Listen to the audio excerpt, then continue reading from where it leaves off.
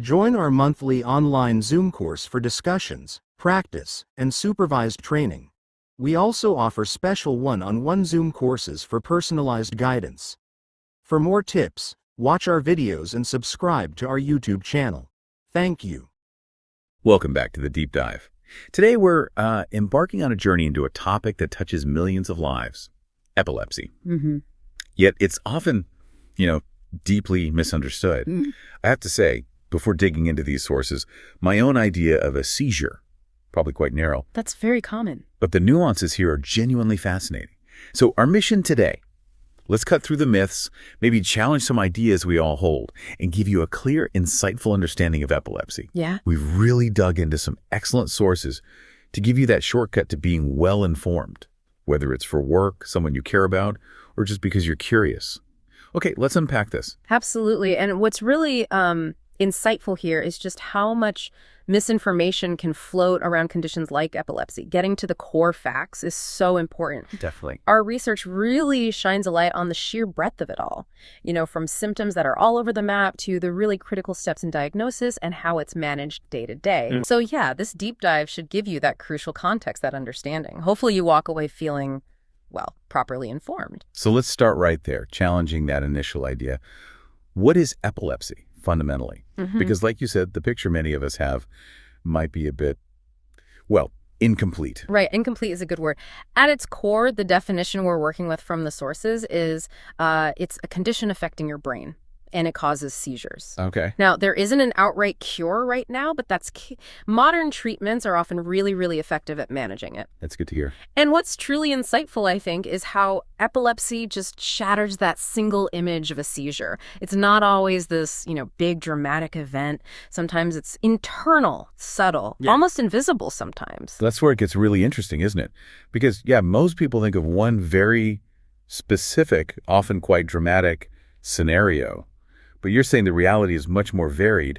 What does that variety look like? Oh, it's incredibly varied. Yeah, many people only think of the convulsive type, the one you often see portrayed. But symptoms can be so different, often quite subtle. That's a really key takeaway. Okay. We can sort of group them to make it clearer. You might have physical symptoms, like the body suddenly stiffening up or going completely limp, floppy, which can cause falls, obviously. Right. Or jerking, twitching movements, even losing bladder control unintentionally. Okay, so physical signs. What else? Then there are changes in awareness and sensation. Someone might just briefly lose awareness, look like they're staring into space, maybe not responding if you talk to them. Just zoned out. Kinda, yeah. Or they could get really unusual feelings, like strange smells that aren't there, maybe numbness or tingling, vision changes, or even a sudden, really strong feeling of fear or déjà vu. Very odd sensations. Wow. And then there are behavioral things. Fidgeting, maybe smacking their lips, or even walking around but not being aware of it. And the crucial thing, a seizure usually only lasts seconds or minutes. Then it stops on its own. The person might remember it, or they might not. Total blank sometimes. Okay. And it's important, too, to separate these from febrile seizures. Those happen in young kids with high fevers, and they aren't usually epilepsy. Different thing entirely. That distinction and just the range you described, it really broadens the picture. And what's striking from the research, too, is this isn't just one age group, is it? It can start young or much later in life. Exactly. Often starts in young children and then again in people over 50. But honestly, it can happen at any age. So it really could affect anyone. Which is why awareness is so key. Yeah. Okay, so given seizures can look so different, if someone thinks they've seen one or had one, what's the absolute first, most critical step? That moment must feel pretty confusing, maybe scary. Oh, absolutely. Overwhelming is probably the word, which is why knowing what to do is so useful. The sources are very clear here. You need to call 999 or your local emergency number immediately if it's the very first time someone's had a seizure. Okay, first time, call 999. Yes. Or if the seizure lasts longer than 5 minutes. Or just longer than what's usual for them if they have epilepsy already. Right. Also call if they don't seem to recover properly afterwards, or if they have another seizure without really getting back to normal in between. Okay, multiple seizures are a red flag. Definitely. Or if they've had 3 or more seizures within 24 hours, that needs urgent attention. Got it. Now, here's a really important nuance. People who are already diagnosed with epilepsy, They don't necessarily need an ambulance every single time. Oh, They often have a personalized care plan. Sometimes that includes emergency medicine that can be given at home by someone trained to do so. If you know the plan and you're trained, you follow that. that point about family or carers giving emergency medicine is really interesting. Does that mean everyone should know seizure first aid? Or is it specific training for specific people? It's definitely more about specific training for those emergency meds, but general seizure first aid, absolutely valuable for anyone. Things like, stay with the person, keep them safe from injury, cushion their head if they're on the ground, try and time the seizure. That's good knowledge for everyone. Okay. But back to getting help when it's not a 999 situation. Let's say you think you or your child might have had a first seizure but didn't end up in hospital. Or maybe you have epilepsy but had a seizure after a long time without one. Right. In those cases, you should ask for an urgent GP appointment or get help from NHS 111 here in the UK. We're the local equivalent elsewhere. Exactly, your non-emergency medical helpline. And specifically, if it's a child under 5, the advice is to call 111 directly. That's incredibly clear, practical advice for the immediate aftermath.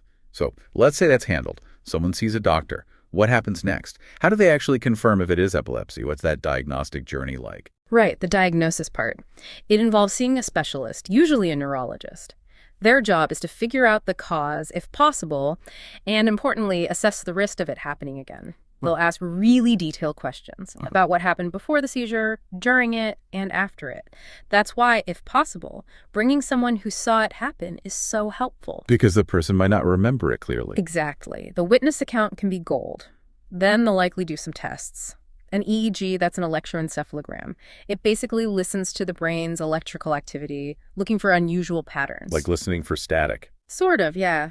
Good analogy. They might also do an ECG to check the heart because some heart issues can actually look a bit like seizures. Oh, interesting. And then scans like MRI or CT scans give a picture of the brain's structure, looking for any damage or abnormalities. Blood tests, sometimes even genetic tests, can be part of the picture too. Okay, a whole battery of tests. Yeah, but here's a critical point, a real insight. Having one seizure doesn't automatically mean you have epilepsy. Right, you said that earlier. Seizures can be triggered by other things: low blood sugar, high fever, reactions to medication, withdrawal from alcohol, lots of things. You're usually diagnosed with epilepsy if you've had more than one seizure, or if those tests show a clear risk, you'll have more. That's a really key distinction. It's not just one event, it's the risk of recurrence. Wow. So we touched on symptoms generally and this idea of different types of seizures. Can you paint a clearer picture? It really drives home that epilepsy isn't monolithic. Absolutely. It's definitely a spectrum. And how seizures look can vary a lot, even for the same person sometimes. Someone might have just one type, or they might have several different types. The specialist figures this out. So what are the main categories? Okay, the main types mentioned in our sources. First, tonic-clonic seizures. This is the one most people probably picture. Unconscious, fall down, muscles go stiff, then the body jerks or shakes. Got it, the classic image. Pretty much. Then there are autonomic seizures. Here, muscles just suddenly stiffen. Might cause a fall, but recovery is usually quite quick. The opposite is atonic seizures. Muscles suddenly go completely limp, floppy. Again, might cause a fall, often a quick recovery, like the strings are cut momentarily. Wow. Sudden loss of muscle tone. Exactly. Then we have absent seizures. This is where someone just briefly loses awareness, like they check out for a few seconds, staring blankly, unresponsive, then boom, they're back, often with no memory of the lapse. Almost like hitting pause. Yeah, that's a good way to think of it. Then focal seizures. These start in one area of the brain. They can cause unusual feelings, sensations, maybe movements in just one part of the body, like an arm twitching, or that strange smell we mentioned. Sometimes awareness is affected, sometimes not. So quite localized, potentially. Can be. And finally, myoclonic seizures. These are brief, sudden muscle jerks, like a single involuntary twitch or jolt. Okay, that's a lot of variety. It is. And understanding which type or types someone has is absolutely fundamental for choosing the right treatment. Which brings us neatly to treatment. Once someone is diagnosed, what's the path forward? What does managing epilepsy typically involve? Well, the approach is very much about partnership and being personalized. If you have epilepsy, you'll get support from your GP and a specialist team, usually a neurologist and epilepsy specialist nurses. You should have checkups at least once a year. Right, ongoing care. Definitely. And this team works with you to create a personalized care plan. This is super important. It details the support you need and, crucially, what your family or carers should do if you have a seizure, including any emergency steps. Okay. And the main treatment itself? The cornerstone, the main treatment, is medicine to prevent seizures, often called anti-epileptic drugs, or AEDs, or sometimes anti-seizure medicines, ASMs. Okay, daily medication usually. Usually, yes. And sometimes, as we mentioned, there might be emergency medicine prescribed too for longer seizures that a trained family member or carer can give. Got it.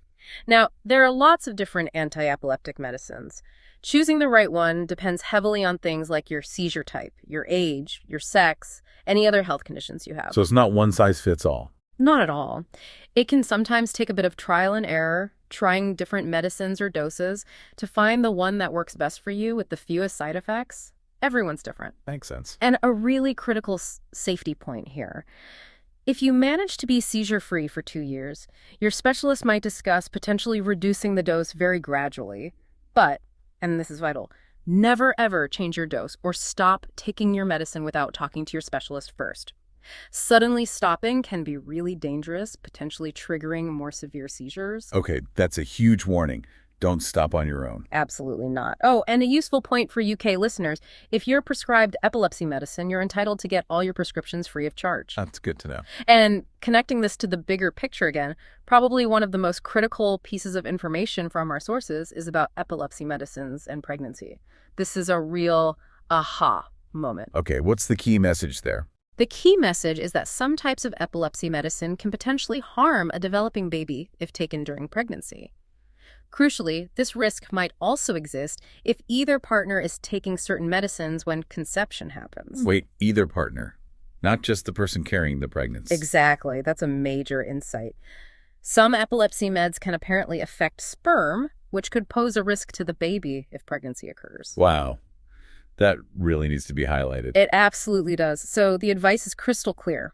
If there is any chance of pregnancy, you need to talk to your specialist immediately, like right away. This applies to both partners if one is on these meds. The discussion might involve looking at contraception or potentially switching to a safer medicine well before trying to conceive. It is a vital conversation. That is incredibly important information. Thank you for emphasizing that. Okay. So what happens is the medicine, what if they don't completely control the seizures? Are there other options? Yeah, that's a good question. For most people, thankfully, the medicines work really well. They prevent seizures entirely or reduce them significantly. But for a smaller group where medicines aren't quite enough, other treatments can be considered. Okay, what sort of things? These are generally less common, but can be life-changing when needed. One option is brain surgery. If seizures start in a very specific, identifiable part of the brain, sometimes surgery to carefully remove that small area can stop them. Wow, brain surgery. That sounds intense. It is, and only suitable for certain people after lots of investigation. Another option is vagus nerve stimulation, or VNS. This involves implanting a small device, a bit like a pacemaker, under the skin in the chest. It sends regular, mild electrical signals up to the brain along the vagus nerve, which can help reduce seizure frequency over time. Interesting, like calming the brain's electricity. Something like that, yeah. And finally, for some people, especially children sometimes, a special high-fat, low-carb diet called the ketogenic diet can help reduce seizures. It needs to be done under strict medical supervision, though. Okay, so there are alternatives if needed. Let's shift gears a bit. Beyond the medical side, what about daily life? What are some key proactive things people with epilepsy can do to manage risks and just live safely and well? Right, the practical day-to-day stuff. This is where taking control really matters. Our sources give some great do's and don'ts. A big do is making sure your family and close friends know what to do if you have a seizure. Just telling them can make a huge difference. Empowering the support network. Exactly. And carrying some form of medical ID, a bracelet, a card in your wallet is really smart. In an emergency, it speaks for you if you can't. Good point. What else? Keeping a seizure diary. This is such a powerful tool. We mentioned triggers earlier. This helps spot them. Precisely. You're looking for patterns. Does tiredness bring them on? Stress? Your period? Flashing lights? Certain foods or drinks? Knowing your triggers means you can try to avoid them. Like being your own detective. Totally. And thinking about home safety. Simple things. Carpets instead of hard floors to cushion falls. Covering sharp corners or radiators. Maybe considering a seizure alarm system that can alert someone if you need help. Practical adjustments. Yeah. And generally, having showers instead of baths is often advised as being safer if you were to have a seizure. And just thinking ahead about safety with things like cooking, using power tools, swimming, maybe don't swim alone playing sports. Makes sense. What about the don'ts? The absolute crucial don'ts are: do not miss doses of your epilepsy medicine. Consistency is key. Do not change your treatment dose or type without talking to your doctor or specialist. We said it before, but it's worth repeating. Crucial reminder. And do not drink too much alcohol. It can lower your seizure threshold, making seizures more likely for many people. Okay, that's a really helpful list. And you mentioned practicalities. One that comes up for many people, I imagine, is driving. What's the deal with epilepsy and driving? Yes, driving. It's a critical one, and the rules are strict for safety reasons. The sources are very clear. If you have any type of epileptic seizure, you must stop driving, and you must tell the DVLA, that's the licensing agency here in the UK. Must stop, must tell. Yes, and similar rules exist in most countries. You absolutely have to check and follow your local regulations. When or if you can drive. Again, depends entirely on the type of seizures you have, how long it's been since your last one, and you have to meet the specific medical standards set by the driving authority. So it's very specific to the individual situation and the rules. Very specific. No assumptions should be made. Okay, so thinking longer term. What does this all mean for someone's life? Is epilepsy always a lifelong thing? How does it really impact someone's overall journey? It really varies hugely from person to person. That's a key insight. For some, yes, it can be a lifelong condition they manage, but for many others, it can actually improve over time. Seizures might become less frequent or even stop completely, sometimes allowing medication to be withdrawn eventually under guidance. So it's not always permanent. Not always. How much it impacts daily life really depends on, well, the seizure type, how often they happen, and crucially, how well treatment works. For most people, medicine works well. Seizures are controlled, and the impact on daily life might be quite minimal. That's encouraging. It is. But for others, seizures might be harder to control. That obviously requires more support, more adjustments to daily life and work. And while seizures themselves usually aren't directly harmful, they can cause accidents or injuries if they happen at the wrong time or place. Right. The risk is often related to the circumstance. Exactly. So the risk might mean someone can't do certain jobs or needs extra safety precautions for activities. And there are a couple of serious, though thankfully rarer, risks to be aware of. One is status epilepticus. That's basically a seizure that lasts for a long time, like over 5 minutes, or when someone has seizures back to back without recovering in between. This is a medical emergency. It needs urgent hospital treatment to stop the seizure and prevent potential brain damage. Okay, status epilepticus is a critical emergency. Yes. And the other risk, which is very rare but important to know about, is SUD, sudden unexpected death in epilepsy.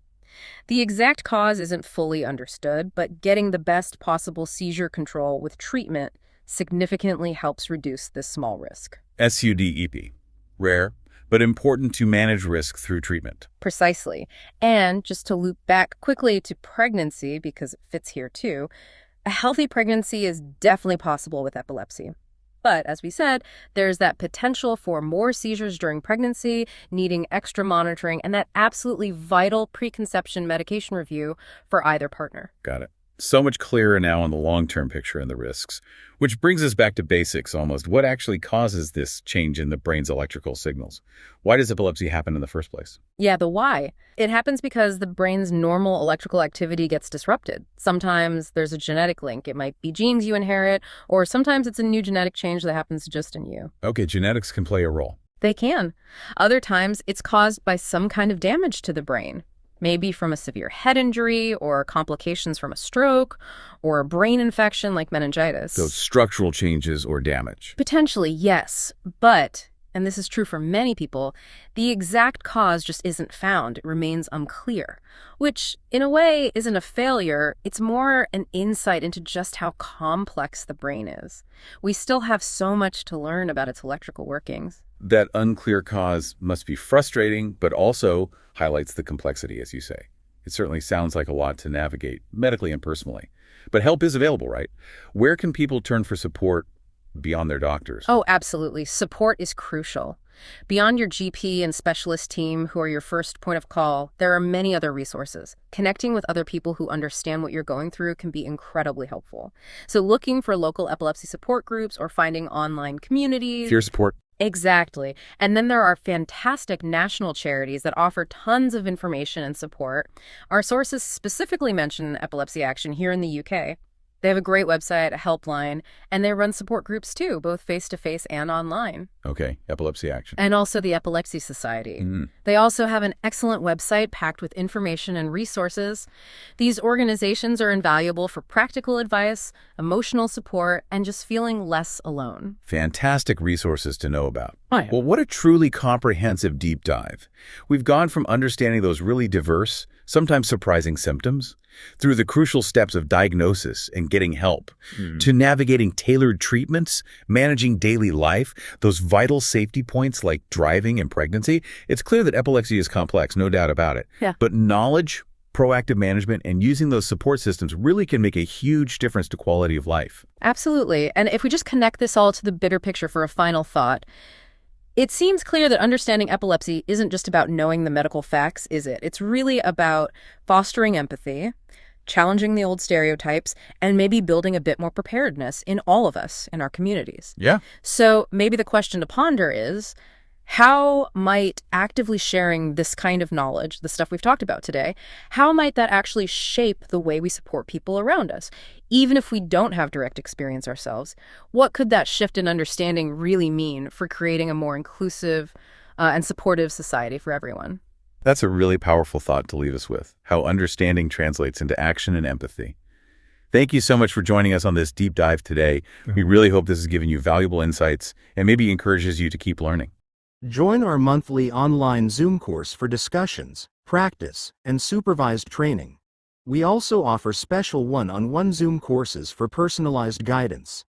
For more tips, watch our videos and subscribe to our YouTube channel. Thank you.